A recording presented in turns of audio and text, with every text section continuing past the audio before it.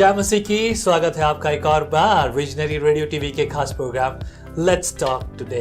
आज एक और बार हम बात करेंगे वो जो हमने बीच में छोड़ दिया था। हमारे बीच में है कर्नल भरोस जो पाकिस्तान से लड़े और उसके बाद रिटायरमेंट के बाद शैतान के से आज के दिन तक 2-2, 4-4, 5-5, 10-10, 15-15 हाथ करते हैं, लड़ते रहते हैं और शैतान की वाट लगाते रहते हैं। ये सब सामर्थ्य प्रभु ने आपको भी दी है मेरे प्रियो। आइए स्वागत करें एक और बार कर्नल भरोस, एक और बार thank you very much. Thank you. मुझे खुशी है कि हम इस गवाही को कंटिन्यू कर सकें and it's really honour to hear that. मुझे ये सब बातें सुनकर बहुत आनंद है।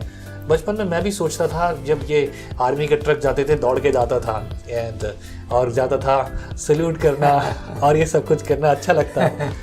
आज भी जब मेरे साथ गाड़ी में बच्चे होते हैं तो मेरे बच्चों को मैं देखता हूँ, बेटा आर्मी देखो, तो मेरे बेटा अच्छा वो छोटा है लेकिन उसमें ये बात नहीं है जो मुझ में हुआ करती थी। I feel uncomfortable. आपको भी अच्छा लगता होगा कभी जब आपके समय में बहुत से लोग आते होंगे आपको सल्यूट करने के लिए, हेलो करने के लिए, कैसे एक्सपीरियंस रहता होगा? जी हाँ, बहुत अच्छा लगता है। यूनिफॉर्म पहन के अंदर कोई दूसरी फीलिंग आ जाती है जी।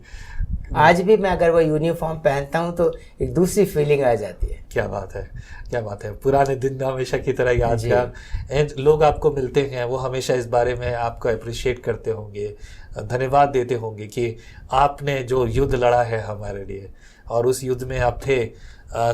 मैं कहूँगा कुछ को तो शायद ये मौका नहीं मिला युद्ध लड़ने का और ऐसी कोई लड़ाई लड़ने का, लेकिन आप एक रियल वॉर हीरो हैं, राइट जी। और आपने वो एक्सपीरियंस लिया है। लास्ट टाइम आप अपनी गवाही में आखिरी भाग हमने छोड़ा था। प्रभु यीशु मसीह में आपके विश्वास में आने के बाद आपने जब लोगों के जीवन में आपकी गवाही देना शुरू किया, आप ही के साथियों के बीच में, दोस्तों के बीच में और जो आपके जो अटेंडर्स थे या सिपाही थे आपके साथ, उनको जब आप गवाही दे रहे थे तो वहाँ पर एक ऑफिसर को भी आपने सुसमाचार सुनाया जी हाँ। उनके बारे में मैं जानना चाहूँगा। Major general Deepak Verma school of artillery में जो डिप्टी कमांडेंट की पोस्ट पर थे और वो बहुत इंटेलिजेंट और बहुत शार्प थे, लेकिन वो बहुत शॉर्ट टेम्पर्ड भी थे। इसलिए लोग उनसे बहुत डरते थे। हालांकि मेरा उनसे ज़्यादा कम्युनिकेशन नहीं हुआ क्योंकि मैं विंग में था, वो हेडक्वार्टर में थे, लेकिन कभी कभी डिनर टाइम पर मुलाकात हो जाती थी। और जब मैं रिटायर हो गया, वो तो यहाँ पर स्कूल में उस समय भी पोस्टेड थे, एक दिन मैंने एक सपना देखा कि एक मैस में जनरल दीपक वर्मा खड़े हैं और वो लोगों पर बहुत गुस्सा हो रहे हैं। ये आपने रिटायर होने के बाद सपना देखा? और उनका गुस्सा बहुत ख़राब है और सब पे चिल्ला रहे हैं और वेटर यहाँ वहाँ भाग रहे हैं एक मैस में। जब मेरी नींद खुली तो मेरे मन में आया कि जनरल साहब की तबीयत के बारे में पूछता हूँ। तो मैंने उनको फ़ोन किया। मैंने कहा सर, मैंने ऐसे एक सपना देखा कि आपका ब्लड प्रेशर बहुत ज़्यादा जा रहा है, गुस्से में बहुत ज़्यादा है, तो I hope you are all right. General साहब ने कहा कि yes I am okay but thank you for your call and your concern for me. उसके बाद 15 मिनट के बाद उनका ही कॉल आया मेरे पास फिर से और मुझसे कहने लगे कर्नल भरोस, मैं एक बात आपसे शेयर करना चाहता हूँ कि मेरी पोस्टिंग दिल्ली हो गई है और मैं जाना चाहता हूँ क्योंकि मेरा होम टाउन है, लेकिन यहाँ एक कोर्ट ऑफ इंक्वायरी में प्रिसाइडिंग ऑफिसर हूँ और वो बहुत डिफ़िकल्ट है। अगर 15 दिन में ख़त्म नहीं हुई तो मेरी पोस्टिंग कैंसिल हो सकती है। इसलिए मैं टेंशन में हूँ, मेरा ब्लड प्रेशर ज़्यादा है। मैंने कहा सर आप कंपोज ले रहे हैं? बोला हाँ। मैंने कहा अगर बंद कर दें उसको तो कहते यार कुछ भी हो सकता, हार्ट अटैक हो जाएगा, स्ट्रोक हो जाएगा। तो मैंने कहा सर फिर वो मेरा सपना सही है। तो उन्होंने कहा लेकिन उसका अंत क्या हुआ? मैंने कहा अंत हुआ कि मेरी नींद खुल गई, लेकिन अगर आप चाहें तो मैं आपसे मिल सकता हूँ। तो उन्होंने कहा टाइम बहुत टाइट है, वेडनेसडे को क्या तुम सुबह आ जाओगे 7 बजे? मैंने कहा सर मैं आ जाऊँगा। और मैं ठीक 7 बजे वहाँ पर पहुँच गया, लेकिन जाने से पहले मैं बहुत डर रहा था कि मैं क्या बोलूँगा, कहीं मुझ पर गुस्सा हो गए तो क्या होगा जी। तो मैं परमेश्वर से प्रार्थना करने लगा कि मैं क्या बोलूँ जाकर। पवित्र आत्मा ने मुझसे कहा तो मुझसे एक सवाल पूछना, क्या आपने परमेश्वर की आवाज़ को कभी सुना है? और मुझे बड़ा कॉन्फिडेंस आ गया जी। जब मैं वहाँ गया तो जनरल साहब फ़ोन पर बहुत बिजी थे, उन्होंने हाथ से इशारा किया बैठने का। करीब 15 मिनट के बाद मेरे पास आके बोले, हाँ कर्नल भरोस, तुमको क्या कहना है? मैंने कहा, सर आपने परमेश्वर की आवाज़ को कभी सुना है? उन्होंने कहा, यार देखो मैं कभी कभी मंदिर चला जाता हूँ, लेकिन मेरी पत्नी बहुत रेगुलर है और वही दुआ प्रार्थना भी वही करती रहती है। मैंने कहा, सर मेरा जो सवाल है वो बिल्कुल सीधा सीधा सवाल है, क्या आपने परमेश्वर की आवाज़ को सुना है? आपका जवाब होना चाहिए हाँ या नहीं। मिलिट्री जैसे ही सवाल आपने पूछा। हाँ तो फिर बीच में बहुत सारे फ़ोन आ गए। ओके 10 मिनट का ब्रेक हो गया। ओके उसके बाद जनरल साहब ने कहा, देखो यार ये फ़ोन इतने आ रहे हैं, आप देख सकते हो, physically I am present here but mentally I am not here. मैंने कहा, सर वही तो शैतान चाहता है कि जो मैं आपसे कहना चाहता हूँ वो आप ना सुने और वो आपको अपनी मर्जी से बर्बाद कर दे। जी। जनरल साहब को गुस्सा आ गया। क्या कहा? वो मुझको बर्बाद कर दे? मैंने कहा, हाँ सर, शैतान आपको बर्बाद करने के लिए ये करता है, लेकिन मैं आपसे कहता हूँ आपने परमेश्वर की आवाज़ को कभी नहीं सुना।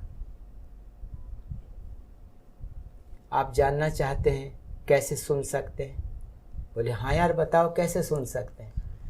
मैंने कहा, सर यदि आप यीशु को प्रभु मानकर मुंह से अंगीकार करें और मन से विश्वास करें कि परमेश्वर ने उसको मुर्दों में से जिलाया, तो यकीनन आप उद्धार पाएंगे, आपके पाप क्षमा हो जाएंगे और जो अड़चन है आपके और बीच में, आपके और परमेश्वर के बीच में, आपके पापों की, वो दूर हो जाएगी और परमेश्वर की आवाज़ आपको सुनाई देगी। मैं अपने अनुभव से इस बात को कह रहा हूँ।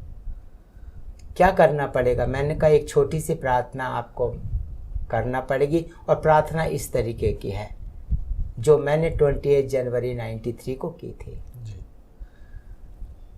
सोचने लग गए। मैंने कहा, सर ये प्रार्थना आप मुझसे नहीं कर रहे हैं, ये उससे कर रहे हैं जिसने आपको बनाया है और आपके बारे में सब कुछ जानता है, उसका उत्तर इसी वक्त आ जाएगा। कहने लगे, मैं प्रार्थना को लिखना चाहता हूँ। मैंने कहा, मेरे पास प्रिंटेड कॉपी है, मुझे मालूम है इसकी ज़रूरत पड़ेगी आपको। ओके। तो कहने लगे, ठीक है। मैंने उनकी प्रार्थना में अगुवाई की। और जब उन्होंने आमीन कहा तो उनकी आंखों से बड़े बड़े आंसू गिर रहे थे। मैंने अपने 30 साल के कैरियर में लड़ाई में भी एक जनरल को रोते हुए नहीं देखा, क्योंकि एक आर्मी ऑफिसर के लिए रोना एक शर्म की बात मानी जाती है। लेकिन उस दिन मैंने ये जाना कि परमेश्वर का वचन दोधारी तलवार से भी ज़्यादा चोखा है, आत्मा और प्राण को वार पार छेद देता है। Hallelujah, praise the Lord. अपनी आंखों के सामने मैंने देखा। उन्होंने आंसू पोंछे और ऐसे हाथ रखा सीने पर। कितना अच्छा लग गया। मैंने कहा, सर मैंने कहा था ना जवाब आ जाएगा। आपके सब पाप क्षमा हो गए, इसलिए आपकी आत्मा में इतनी शांति लग रही है। कहने लगा, you are a blessed man colonel Bharos, what a man you are, what a man you are. मैंने कहा, सर मेरा टाइम पूरा हो गया जो आपने दिया था। ये रही वो प्रार्थना जो आप कभी भी कर सकते, और ये रही बाइबल, आप इसमें पूरा यीशु मसीह के बारे में पढ़ सकते। मैं चलूँ? बोले नहीं, मैं तुमको कार तक छोड़ने के लिए आऊँगा। 8 सीढ़ियाँ उतर के उनके बंगले से नीचे आना पड़ता था, मेरी कार तक आए छोड़ने के लिए। और मुझसे कहा, मेरे ख्याल से मैं ठीक हो गया, अंदर से मुझे ऐसा लग रहा है। मैंने कहा, सर दूसरी बात आपको बताऊं, परमेश्वर की आत्मा चंगाई का आत्मा है, और जब वो एक रोगी के अंदर प्रवेश करता है, रोग उसको छोड़ देता है। क्या बात है, हालेलुया, दैट्स ट्रू, बिल्कुल सही है। और जब मैं घर आ गया तो मैं रोने लगा। मेरी पत्नी से मैंने शेयर किया, मैंने परमेश्वर की महिमा को देखा है। हालेलुया। और हम रो रो कर परमेश्वर का धन्यवाद करने लगे। दूसरे दिन सवेरे 5:30 बजे फ़ोन आया। मैं ड्राइंग रूम में प्रार्थना करके बाइबल पढ़ रहा था और मेरी मिसेस बेडरूम में प्रार्थना कर रही थी। उसने कहा, जनरल वर्मा का फ़ोन है। मैंने कहा, जनरल वर्मा से मैंने, गुड मॉर्निंग सर।